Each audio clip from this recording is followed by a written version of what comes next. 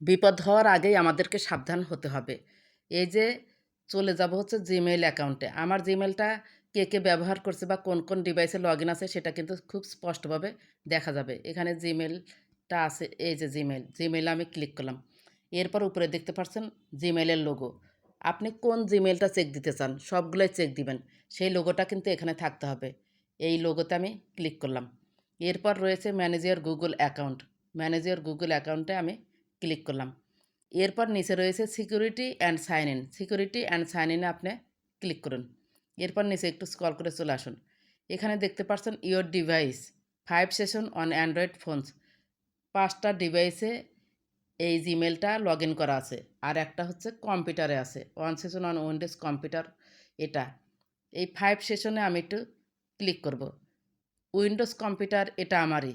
5 সেশনে আমি একটু ক্লিক করলাম। একটু ওয়েট করুন। এই যে দেখতে পাচ্ছেন কোন মোবাইলে আছে। টেকনো স্পার্ক 5 প্রো এটা আমার। ইওর কারেন্ট সেশন এটা আমার। Techno KD7 Bangladesh 5 minutes ago Google Chrome এটা আমার না। এটা এই যে এটাও আমার না। মানে 4টা হচ্ছে নিচে যে কয়েকটা দেখতে পাচ্ছেন সেগুলো আমার না। এখন এগুলা কিভাবে ডিলিট করবেন? এইটাতে আমি ক্লিক দিলাম। যেটা আমার সেটা আমি রেখে ক্লিক করলাম।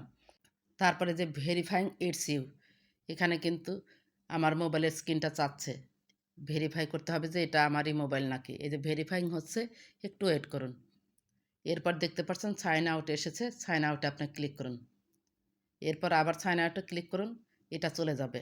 এরপর রিফ্রেশ করবেন। রিফ্রেশ করার পর দেখা যাবে এখান থেকে সবগুলো একে রিমুভ হয়ে গিয়েছে। অর্থাৎ আপনাকে আগে সাইন আউট করতে হবে, তারপর রিফ্রেশ করবেন, চলে যাবে এখান থেকে। আশা করি বুঝতে পেরেছেন যে জিমেইল অ্যাকাউন্ট কোন ডিভাইসে লগ ইন আছে বা আপনার সেগুলাই নাকি। যেগুলো আপনার সেগুলো রেখে সবগুলো সাইন আউট করে দিবেন। আমি এখন এগুলো সবগুলোই সাইন আউট করে দেব। যদি ভিডিওটি ভালো লেগে থাকে তাহলে সাথেই থাকবেন। ভালো থাকবেন, সুস্থ থাকবেন। আল্লাহ হাফেজ।